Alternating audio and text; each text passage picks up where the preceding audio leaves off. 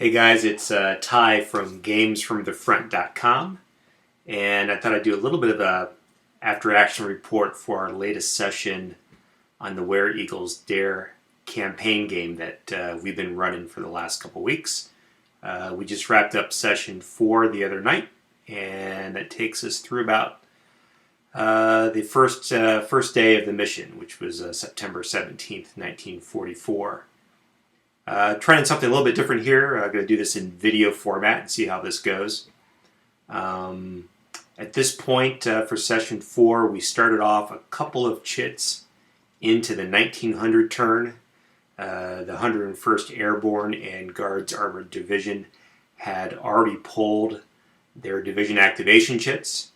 And so the chits remaining were heavily weighted toward the German side, but nonetheless, I started the session by pulling the Allied activation chit. And so, in this particular case, the 101st was pretty hamstrung, as I think they were down to 0 or perhaps even 1 command point. So they didn't really have a whole lot to spend. The Guards Armored Division had about 10 command points at that point, and used a number of them to mount up and get into piggyback formation with some of the 231st, which is in view here, who've just started to move off of the front line, off the initial breakthrough. This group is pretty close together or congregated, but actually a couple of the 231st have actually made it just outside of Valkenswald, and you'll see that there's a handful of anti-tank guns who have not quite unmounted yet, but are on the outskirts of Valkenswald. So the 231st is trying to catch up a little bit north of town. If you've read or been following the session reports, Group Hot has actually made it around Valkenswald and is a little bit northeast of town here. They were hoping to use their time through the 1900 turn and the night turn to lick their wounds, but during the night turn, they got kind of screwed on the chit order and were unable to rally in the night turn. So they're going to start the 700 turn of the 18th with a number of cohesion hits on most, if not all, of their units, and they've got a little bit of a task ahead of them, a little bit north of their location on the raised road. Here in Alst, we've got a handful of flak with some nice range on them. Through the rest of the 1900 turn and into the night turn, we did have a little bit of action from the 501st. This battalion from the 501st, who started off the game with an errant drop pretty far west of Fagel, are slowly making their way over to the rest of the battalion, or rest of the division. But they had to make their way through Heeswijk here, and they were actually able to assault a flak unit that was in this location, and pretty easily take it out once they got into position, but took them a handful of turns to do so. Further east in Fagel, pretty quiet for the session. Not a whole lot of activity. There's only this German garrison unit that's left.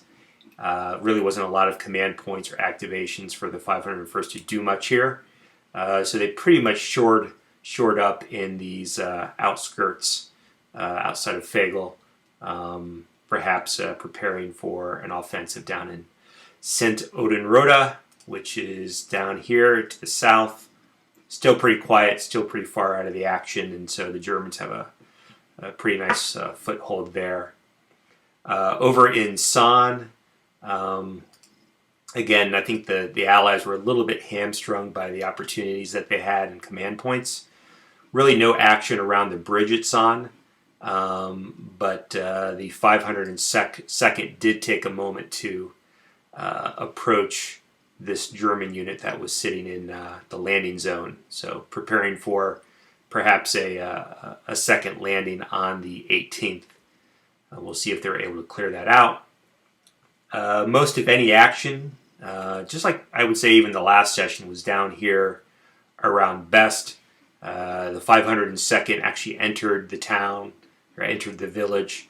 The lost 82nd Airborne, which came in through random event, knocked out a flak unit. I think it was an 88.